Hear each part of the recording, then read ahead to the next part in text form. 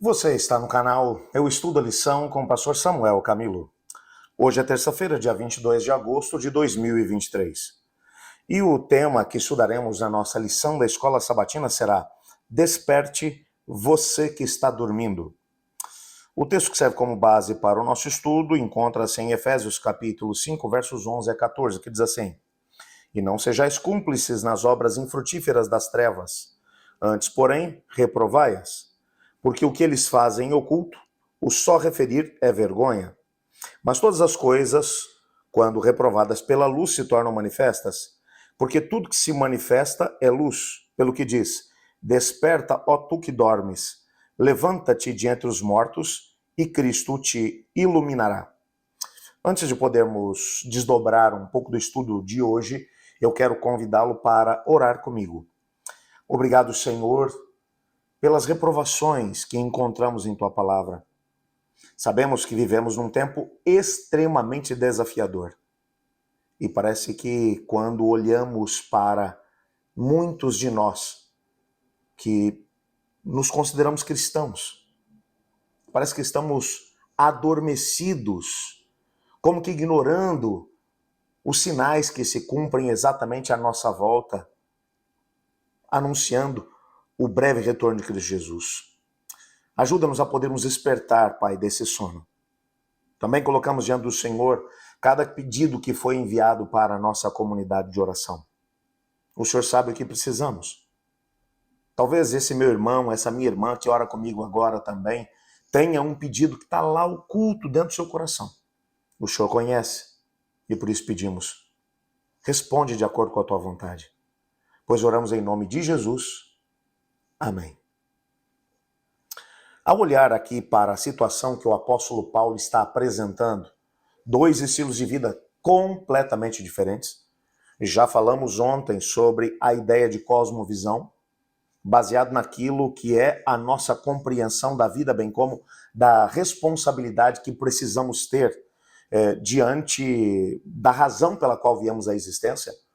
Nós tomaremos um estilo de vida talvez mais descompromissado com valores e princípios, e dependendo da formação básica da nossa cosmovisão, se ela for bíblica, por exemplo, teremos muito mais responsabilidade tanto com o nosso próximo, conosco mesmos, e ao mesmo tempo com Deus.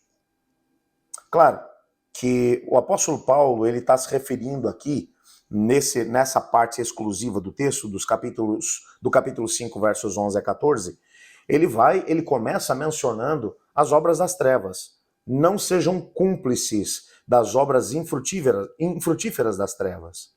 Antes, porém, reprovai-as.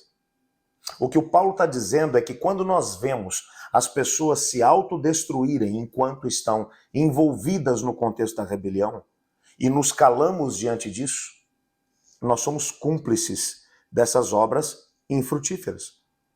O inimigo está tentando destruir as pessoas. No decorrer desses 21 anos de ministério, eu tenho encontrado muita gente que tem sido iludida pelo inimigo das nossas almas, seguido por caminhos que têm levado à destruição tanto de relacionamentos interpessoais, casamentos destruídos, pais que acabaram perdendo o próprio respeito dos filhos, filhos que tomaram a decisão de ir para longe dos pais porque não aguentavam a pressão exercida por eles, e gente que se sentia oprimida em determinada situação e acabou tomando até atitudes violentas para tentar se ver livre dessas mesmas opressões. Pessoas que, de alguma forma, acabaram entrando num caminho de autodestruição. E, graças a Deus, que algumas delas ainda conseguiram cair em si e procurar a ajuda do Senhor. Encontrei muita gente assim no decorrer do meu ministério. Estou me lembrando, por exemplo, de um rapaz que me procurou em determinado momento, quando trabalhava ainda no Rio Grande do Sul. Estava na região da Serra Gaúcha, quando ele me procurou e disse: pastor, tomei uma decisão. Eu não sou adventista do sétimo dia, aliás, nem cristão eu não sou, mas eu resolvi, antes de fazer o que eu pretendo fazer, resolvi procurar alguém que realmente acredite em Deus, porque eu não acredito nele. Eu resolvi colocar um ponto final na minha existência, não tenho mais razão para viver. Um pouquinho adiante, eu perguntei qual era a idade daquele rapaz, um rapaz com 20 e poucos anos, que tinha perdido simplesmente a razão para poder viver. Ele tinha buscado encontrar prazeres numa grande quantidade de experiências, mas o que ele tinha encontrado era um vazio completo, e ele disse, como eu não acredito em Deus, eu resolvi botar um ponto final na minha existência, mas vai que... Então eu resolvi vir aqui para poder falar com o senhor, e o senhor já pode ficar bem tranquilo, porque nada do que o senhor me disser vai mudar a minha postura. O fato é que começamos a conversar ali um pouco, e falando exatamente sobre cosmovisão, sobre como você encara as circunstâncias. E uma das coisas que eu disse para ele foi, bom, vamos partir do pressuposto que você está certo e eu estou errado. Não existe Deus. Não existe céu, não existe uma recompensa. Você está certo e eu estou errado. Mesmo assim, eu ainda acho que a minha cosmovisão vale mais a pena, porque eu me sinto realizado, eu tenho esperança, eu acredito num futuro melhor, não tenho medo da morte, e ao mesmo tempo tenho a plena certeza de que quando Cristo voltar eu serei ressuscitado dos mortos, para viver para sempre com Ele. Isso faz com que eu seja um marido melhor, um pai melhor, um ser humano melhor, porque eu trabalho para poder ajudar outros a também ter fé. Eu durmo bem quando me deito à noite na minha cama. Então, se você está certo e eu estou errado, eu ainda estou em vantagem em relação a você. Porque se nós dois morrermos e realmente não tem nada além disso que a gente vive aqui, eu ainda vou morrer feliz e cheio de esperança. Mas vamos imaginar que eu estou certo e você está errado. Existe um Deus, Deus está nesse momento julgando as pessoas aqui na Terra e analisando se elas se colocaram ao lado dele ou não. Um dia, Cristo Jesus voltará para poder fazer juízo, para separar umas pessoas das outras. Então, eu talvez tenha a oportunidade de ir com ele para o céu e viver uma experiência num mundo sem pecado, dor ou sofrimento. E você? Você terá perdido esses 20 e poucos anos de vida e, ao mesmo tempo, a possibilidade de poder viver para sempre com Deus. Então, me diga que a tua opção é melhor do que a minha. Agora, vamos fazer uma coisa? Estuda a Bíblia comigo, eu vou te mostrar por que eu tenho esperança. E se, no final, você resolver ainda fazer o que você quer fazer, eu não vou interferir. Então, você pode imaginar que eu me empenhei mesmo estudando a Bíblia com esse rapaz. Tive a oportunidade de poder inaugurar o reino de Deus na vida dele, fazendo com que ele passasse pela experiência do novo nascimento em Cristo através do batismo. Um rapaz que hoje lidera a igreja, está feliz da vida. Ele percebeu, é o que o Paulo está dizendo, nós não podemos ser cúmplices nas obras infrutíferas das trevas. Antes, porém, devemos reprová-las. E reprovar significa que não apenas a gente vai usar um monte de argumento e vai falar você está errado, você está em pecado. Não, a ideia de Paulo é que nós precisamos ser proativos. Nós precisamos olhar para o outro e entender que temos uma responsabilidade com ele. E se o outro não está bem consigo mesmo, com o próximo ou com Deus, e está num caminho de autodestruição, o conhecimento que eu tenho, tendo como base a Bíblia, a palavra de Deus, precisa me empurrar para ser proativo em relação a ele, para mostrar para ele que existe uma vida melhor para ser vivida. Paulo está dizendo, não seja cúmplice. Ele vai dizer, porque o que eles fazem em oculto, o só referir é vergonha. Mas todas as coisas, quando reprovadas pela luz, se tornam manifestas. Porque tudo que se manifesta é luz. E aí ele vai dizer, pelo que se diz, desperta, ó tu que dormes, levanta-te de entre os mortos e Cristo te iluminará.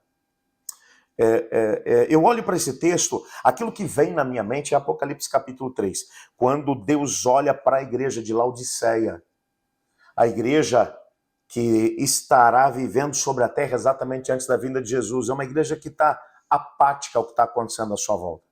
Ela tem uma ortodoxia, ela acredita na Bíblia, ela tem uma teologia forte, mas ela não faz nada com o que ela tem. Ela não trabalha para mudar a vida das pessoas que estão à sua volta. Ela está comodamente sentada esperando que Cristo volte. E Cristo Jesus vai dizer, Você não é frio nem quente, porque é morno, estou a ponto de vomitá-la da minha boca. O que Jesus está dizendo, essa imagem do morno, é a mesma imagem, com uma outra, uma pequena variação sobre a ideia do sono.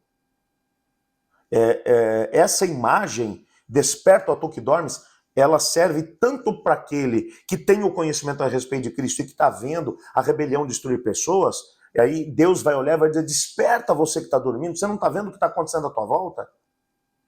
Cristo Jesus está para chegar, a rebelião está pintando e bordando aqui no nosso planeta, destruindo vidas, tirando a esperança das pessoas cada vez mais jovens, e você não vai fazer nada, vai ser cúmplice do que está acontecendo. Mas, ao mesmo tempo, é também um convite para aquele que está adormecido no contexto da rebelião, porque a rebelião consegue cegar as pessoas, assim como uma pessoa, quando está dormindo, não percebe aquilo que está acontecendo à sua volta. Tem muita gente que acabou entrando num estado como que de dormência, como se estivesse anestesiado pelo pecado. Então ele não percebe o risco que ele está correndo. Essas pessoas têm que despertar do seu sono. E a promessa é, levanta-te de entre os mortos e Cristo te iluminará. A luz de Cristo precisa alcançar cada pessoa. A luz de Cristo tem que chegar mesmo nos lugares mais obscuros, a começar por nós mesmos. Se a luz de Cristo não estiver brilhando dentro de nós, nós não teremos a possibilidade de poder refletir essa luz. Por isso, primeiro, se nós estamos no estado de dormência, se nós estamos olhando para aquilo que está acontecendo à nossa volta e não estamos tomando uma postura, se nós estamos deixando que a rebelião faça e aconteça à nossa volta e não estamos agindo, primeiro, nós somos cúmplices do que está acontecendo. Em segundo lugar, temos que deixar que a luz de Cristo entre dentro de nós e nos desperte desse sono. Só o Espírito de Deus é capaz de poder fazer com que alguém que está morto espiritualmente possa ser ressuscitado. Ezequiel capítulo 37 fala sobre a visão dos ossos secos. E o que vai trazer vida a esses ossos secos é o Espírito de Deus vindo sobre eles. Ao mesmo tempo, ao olharmos para as pessoas que estão envolvidas pela rebelião e mortas no pecado, elas têm que passar por uma experiência de novo nascimento. Elas precisam permitir que a luz de Cristo entre nelas.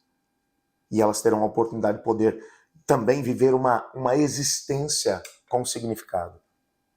Por isso, esse texto do apóstolo Paulo, ele vai nos mostrar um desafio. Esse desafio é tanto para aquele que ainda não se entregou a Jesus, como também para aquele que se entregou a Cristo e não está fazendo nada.